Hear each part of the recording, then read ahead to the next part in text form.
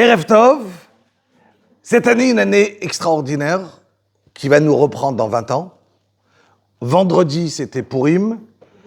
Donc, exactement. Donc, forcément, Pessah va tomber, on a dit, Motzei Shabbat. Donc, on a un Shabbat qui précède. On va voir tout de suite la halachot.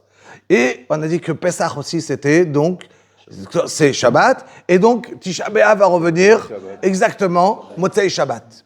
Comme Pessah. Pourquoi ? Car l'un, il est lié avec l'autre. Si on garde bien Pessah, on a dit, d'accord, Rabotai, il n'y aura pas de Tisha B'Av. C'est la raison qu'on va prendre. Dans la Kehara, on va mettre un œuf. Vous vous rappelez l'œuf, c'est Agol, le monde, ça revient, le Gilgoul, et tout ce qui, pour ça qu'on donne aux lentilles, des lentilles à des gens qui sont, quelqu'un qui avèle, qu'on vient être Menachem, les endeuillés, il y a un plat de lentilles, c'est ce qu'il a mangé aussi pour Avraham Avinu, avec Yaakov Avinu, on se rappelle, quand Avraham il est niftar. Donc, c'est la notion du rond qui revient. Donc, cette année, on a dit que Bezrat Hashem, étant donné que Motzei Shabbat, c'est Pessah, comment ça fonctionne ? Jeudi soir, qui va précéder donc Yud Gimel, on fait Bdikat Hametz. D'habitude, ça aurait dû être vendredi soir, c'est pas possible. Donc, je vais faire Bdikat Hametz jeudi soir. Quand je finis maintenant, et c'est la halachot exactement la même chose que chaque année, dans ma Bdikat Hametz. À la seule différence, c'est que d'habitude, le lendemain, je fais Kol Chamira, je vais annuler le Hametz après que j'ai brûlé. Là, cette année, je vais aussi brûler. Je vais brûler, mais sans annuler. Pourquoi ? Parce que je continue à manger mon Hametz. Donc, je vais faire... Et pourquoi on va le faire ? Parce que chaque année, pour ne pas chalotish takar, qu'on ne s'embrouille pas, et ainsi de suite, c'est important de faire, même cette année, Srefat Hametz. Maintenant, évidemment, mesdames, on est obligé de cuisiner dans tout le Shabbat, dans le Kasher et le Pessah. D'accord ? Donc, depuis jeudi, monsieur, vous allez tout cachériser. Et comme ça, mesdames, ils peuvent être derrière en train de travailler. Donc, c'est logique. Toute la halachot, les hommes, ils arrivent, ils cachérisent. D'accord ?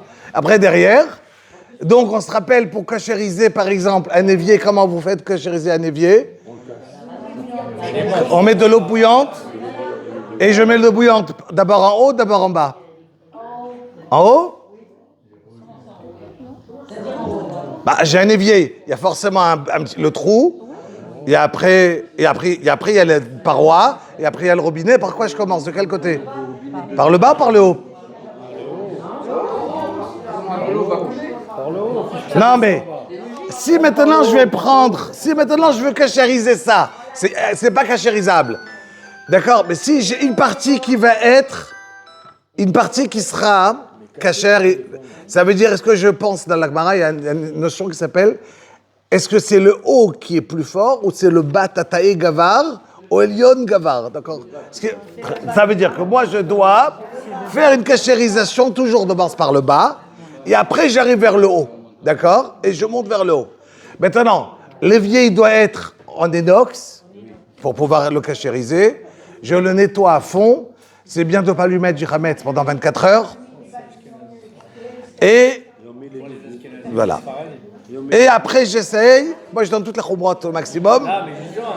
Voilà. Et après, derrière, Rabotai, on fait derrière.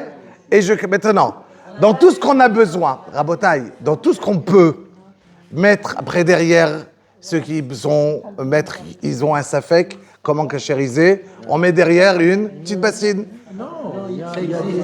Ah, il y a des éviers, encore mieux. Encore mieux. Exactement. C'est le meilleur. Après, derrière, super. Voilà, comme nous. C'est marocain. Mais les Marocains, ils ont pris à moitié. Ils ont pris. Donc, Rabotai, on reprend. Pardon ? Quoi, les éviers ? En France, pas ici. L'évier en inox. Moi, c'est en inox. Top. On reprend, Rabotai. Donc, je disais, la cachérisation. Donc, on a cachérisé. On a cachérisé l'évier. D'accord, on l'en reprend. Oh non, quand je peux pas cachériser que c'est par exemple qu'il y a de l'émail ou quelque chose qui va être en grès, d'accord, comme ça, d'accord, c'est compliqué. Le meilleur, c'est d'acheter quelque chose qu'on le remet en haut et on a fini. Et là, et le robinet, on le... Maintenant, comment je fais vendredi soir? On est obligé de manger du pain pour faire motzi. Alors, moi, je vous donne le plus simple. Il y a plusieurs sortes. Après, le plus simple, c'est de cuisiner rabotaille, cuisiner normal dans le kasher les Pessah. Vous mangez rien qui va être chametz pendant ce Shabbat. Rien. D'accord? Vous faites motzi sur une pita. C'est le plus simple. Et qui est bien d'après tout le monde. Il y en a qui vont vous dire, on peut prendre, après les Sfaradim, matzah ashira, d'accord? Et manger... Et manger 230 grammes. Ou bien metougan. Voilà. Mais moi, je donne... mais je ne peux pas dire en une phrase. Rabotaille. Alors, il faut me laisser pour qu'on gagne du temps. Donc, Rabotaille.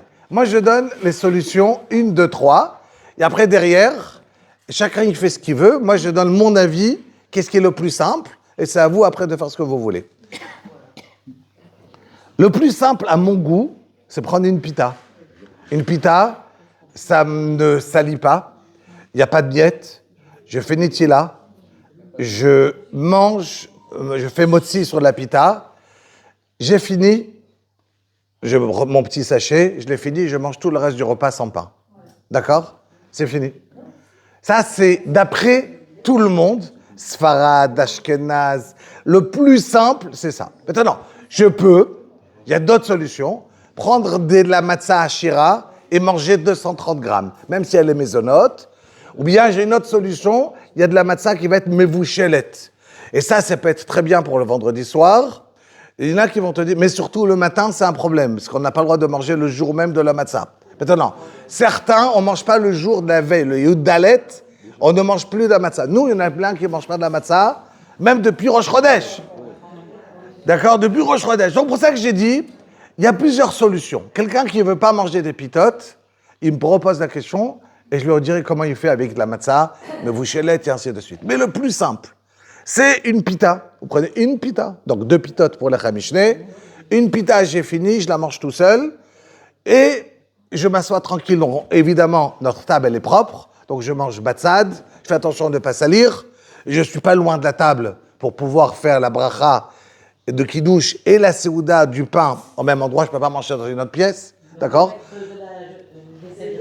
Oui, mais c'est le table si tu manges avec du pain, qui va être, si tu veux manger. Ça, il n'y a aucun problème. Il n'y a aucun problème. Tu mets un sachet. Maintenant, ce qu'il faut savoir, c'est qu'on n'a pas le droit de jeter à la poubelle. On n'a pas le droit de jeter à la poubelle le pain. On n'a pas le droit de jeter à la poubelle du pain. Donc, s'il me reste du pain, ça va aux toilettes. Je le prends en petits morceaux et je le mets aux toilettes. Donc, vendredi soir et Shabbat matin, Rabotaï et Shabbat matin, je vais faire motzi sur du pain, c'est le meilleur. Maintenant, Shabbat matin, il faut faire attention, il faut le manger très tôt. Donc d'habitude, on fait la tefila au net, d'accord? Pour arriver à finir de manger, si je me rappelle bien en Israël, 10h, 10h05, 10h06, voilà. En Israël, c'est très tôt. Donc, puisque c'est très tôt, je dois avoir fini de manger le chametz jusqu'à 10h du matin. Et après, il me reste le temps pour pouvoir annuler le chametz pendant Shabbat. Kol Chamira, je veux dire pendant Shabbat, pour annuler. Brûler, je l'ai brûlé vendredi matin. Vendredi matin, je l'ai brûlé, mon chametz. Vendredi matin. Voilà, mais Shabbat, je ne peux rien faire. Mais je ne peux pas brûler pour Shabbat. Donc, je le brûle vendredi. Très bien. J'y arrive. Rabotaï. C'est dur. Rabotaï, juste pour qu'on puisse... je sais que Pessah, c'est toujours quelque chose qui est dur. Mais c'est dur pour vous et dur pour moi aussi. Donc, on y va. Donc, l'importance, maintenant, ça sera de, le matin, finir très tôt. Faites attention, parce qu'à partir de l'heure de 10h, c'est grave, on n'a plus le droit de manger du chametz. Et évidemment, à partir de la 6e heure, c'est déjà d'Oraïta. Si j'ai plus le droit d'avoir du Hametz, de posséder du Hametz, plus rien. C'est fini. Donc, ça veut dire qu'à partir de ces heures-là, on suit entièrement. Du coup, comment je peux faire Souda Shlichit? La Souda Shlichit, je peux la faire, la seule que je peux faire sur des pérotes, sur Yerakot, sur des choses qui vont être, ce que d'habitude je ne fais pas. C'est le seul Shabbat où je peux me permettre de faire ça, les Khatrila. Il y en a qui vont te dire, tu vas manger, encore une fois, de la matzah ashira ou quelque chose. Ça dépend de quel minag ils sont. Mais il faut le manger tôt, quelle maisonnote. Voilà, des trucs pareils. Le meilleur, chacun ce qu'il mange. Le meilleur de le faire, c'est perot, yerakot, un petit morceau de viande, pas trop tard à Botaï, parce qu'on n'a pas le droit de manger beaucoup pour avoir faim pendant la Seouda du Chag. Donc, alors, encore une fois, la matzah. Il y en a qui vont te dire que oui, les Sfaradim, il y en a qui vont te dire que oui, il y en a qui vont te dire que non. Le meilleur, encore une fois, tout ce qui... Si tu veux, tu peux. Voilà. Donc, on a fini. Attention, pendant Shabbat, Rabotai, la matzah, elle est mouktsé.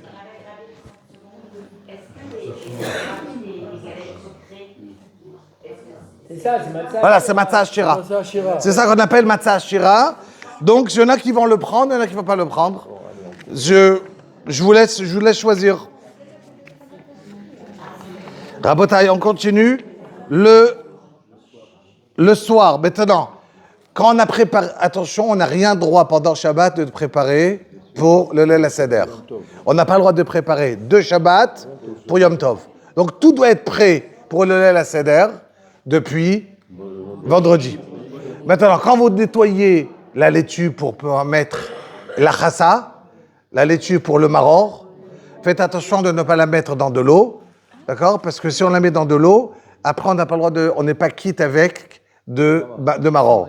Ça s'appelle kavouche, et tout ce qui est kavouche, on a le droit de s'asseoir chaï. Ouais.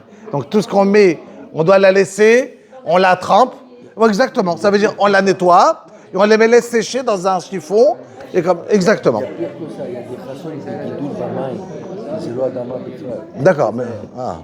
Oui, ça existe. C'est d'une kavouche, même s'il n'y a pas de sel. Ouais, quand c'est dans de l'eau comme ça, ouais.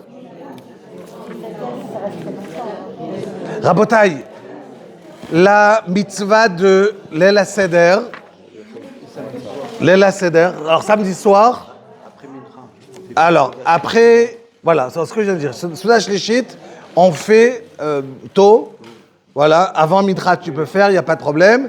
Le soir, Rabotai, ce qui est important, on va lâcher la halachot, c'est trop compliqué.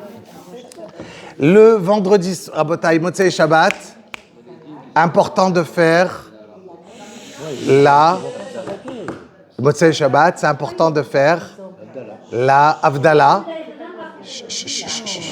Rabotai, vendredi soir, c'est important. Motzei Shabbat, c'est important de faire la Havdalah. Samedi soir. Donc Motzei Shabbat, important de faire la Havdalah. La Havdalah, elle se fait dans le Kiddush même, on appelle ça Yokneaz, d'accord? Ça veut dire qu'on va faire dans le Kiddush, on va rajouter Boré Moréaesh, on va rajouter Amavdil Ben Kodesh le Kodesh, et après je fais Shechianu, d'accord? Après, avant de faire Shechianu, je rajoute ces 2 brachot, Boré Moréaesh et Ben Kodesh le Kodesh. C'est ça qui me donne la Havdalah qu'on a, ok?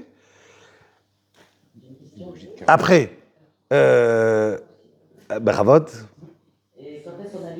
avant le Kiddush. Et toi, tu fais, et n'oublie pas de faire, va te dire, nous, toi, de faire, toi, à Mavdil aussi, bon, à Mavdil, Kodesh Lechol. Et comme ça, tu peux allumer les nérotes. Une bougie de 48 heures, il faut dire. Ah, il faut allumer les bougies, Rabotai, depuis vendredi, les bougies, la Havdalah. Voilà, donc il faut allumer son air des chamas. On prend déjà un air d'avant. Il ne faut pas allumer avec une boîte d'allumettes. Allez, Rabotai, on va bientôt changer. On va lâcher la halachot. Juste quelques mots en plus. Rabotai. On est des enfants. Alors, Rabotaï, on y va. On a le Hametz en levant, attention. Le Hametz, c'est quelqu'un qui veut ne pas vendre sa maison. Quelqu'un qui n'est pas là, il vend. Comme ça, il n'a pas besoin de nettoyer. Et il le vend avant l'abdika de Yudalet. Quelqu'un qui veut partir, quelqu'un qui veut rester en Eretz, d'accord, et qu'il a juste, il peut vendre même Yudalet même, ça veut dire vendredi, il n'y a aucun problème. Maintenant, faites attention, si quelqu'un, on a parlé de ça l'année dernière, si quelqu'un il voyage en Chutz Laaretz. Moi, par exemple, on est dans un minyan, mais ça je vous embrouille, donc je vous dis en 2 mots. Nous, on est dans un minyan en France, et on est 7 d'Eretz et 3 de là-bas. Alors, nous, on est dans un endroit qui a maintenant. Quand on est dans on habite dans je viens dans une ville normale à Paris. Je suis obligé de respecter 2 jours. Pourquoi? Parce que j'ai à Paris, Marseille, n'importe quelle ville qui a une keïla, une communauté juive. Si maintenant je viens dans un endroit qui n'a pas une keïla, j'arrive dans un endroit, il n'y a rien. Toute l'année, j'arrive dans un endroit perdu, j'arrive dans le désert. D'accord? Mais j'arrive dans le désert, et maintenant là-bas, il n'y a aucune keïla toute l'année, il n'y a pas de juifs, il n'y a rien. Moi j'arrive là-bas, on est des Israéliens, donc quand je parle Israéliens dans le sens, qui habitent en Eretz, qui font un seul jour, et il y en a qui font 2 jours. Est-ce que je dois faire 2 jours, ou dois faire un seul jour? Un seul. Pourquoi? Parce que, écoutez bien, toute la raison que je dois faire 2 jours, c'est parce que c'est déjà zilzoul de l'endroit. Zilzoul de l'endroit, ça veut dire que quand il y a des gens ici qui ont une keïla, et que derrière il y aura quelqu'un qui va te voir faire, même si tu lui dis c'est assour. Mais maintenant, si j'arrive dans un endroit où il n'y a rien, par exemple je prends un hôtel qui s'est organisé aujourd'hui, je ne sais pas, quelque part à Monténégro, d'accord, ils organisent un hôtel, et là-bas il n'y a aucune keïla. Toute l'année il n'y a pas de juifs, il n'y a rien. Donc, qui va être Kovéa? Qui va décider ce qu'on fait 1 jour ou 2 jours? Personne. Donc, chacun, il fait ce qu'il veut. Ça, c'est numéro 1. Mais moi, mon problème, il est beaucoup plus grave. C'est que, quand j'arrive dans un hôtel pareil, et j'ai 100 personnes qui sont israéliens, et 100 personnes qui sont Chutz Laaretz, il arrive de New York, il arrive du Canada, qui font 2 minyanim.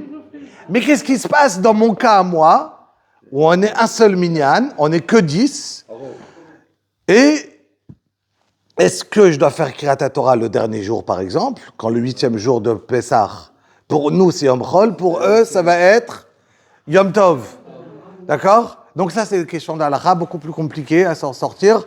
Comment je vais faire quand il y a une Haftara, combien de montées je fais, c'est Yom Tov, combien de trucs, mais ça c'est pas lié à vous, je vous raconte juste l'idée que c'est beaucoup plus compliqué au niveau halakhique quand on est dans des choses qui sont un peu spéciaux. D'accord? À savoir que le Leil HaSeder à Botaï, il y a 64 mitzvot, je ne vais pas vous les citer les 64 mitzvot la nuit à faire. Wow. 64 mitzvot sur les 613, c'est extraordinaire. D'accord? Maintenant, la seule mitzvah à Rabotaï, la seule mitzvah qu'on a dans l'année de Midoraïta qui nous reste aujourd'hui de manger, c'est de la matzah. On n'a pas une autre mitzvah pareille. On n'a aucune mitzvah pareille. Donc toute l'année, la seule qui pourrait peut-être ressembler, c'est le soir de Sukkot, qu'on mange aussi kazaït dans la soukha. Mais là-bas, les farshim vont dire que non, la mitzvah, elle est de manger dans la soukha. Quoi? Du pain. Mais c'est pas la mitzvah de manger. La mitzvah est de manger dans la soukha. Comment ça s'appelle? Tu manges dans la soukha? En mangeant du pain. La seule fois que midoraïta, je fais une mitzvah, comme si je mangeais un korban, c'est quand je mange la matzah. Donc, Rabotaï, c'est la mitzvah à ne pas rater. Le premier kazaït. Premier kazaït. D'accord? C'est la seule fois dans l'année qu'on a une mitzvah de manger. D'accord? Alors, c'est très dur. Pourquoi c'est très dur? Parce que si on a de la matzah avec toutes les khumrot, la matzah, elle est dure à être mangée. Il faut la manger en peu de temps. Il faut essayer de la manger chacun en fonction de ce qu'il peut. 2 minutes, 4 minutes, d'accord? Et évidemment, n'oubliez pas de la manger quand on sera accoudé, d'accord? Et très important d'être accoudé et de la manger. Après, tous les autres mitzvot, ils sont très importants, mais c'est des rabbanan. De prendre l'arbakosot, de prendre... C'est très, très important. Mais toutes les autres mitzvot qui vont y être... Alors là, du coup, maintenant, on va commencer tout de suite la Kehara pour essayer de comprendre comment elle fonctionne, c'est quoi. Et Chagit, si c'est possible, on va le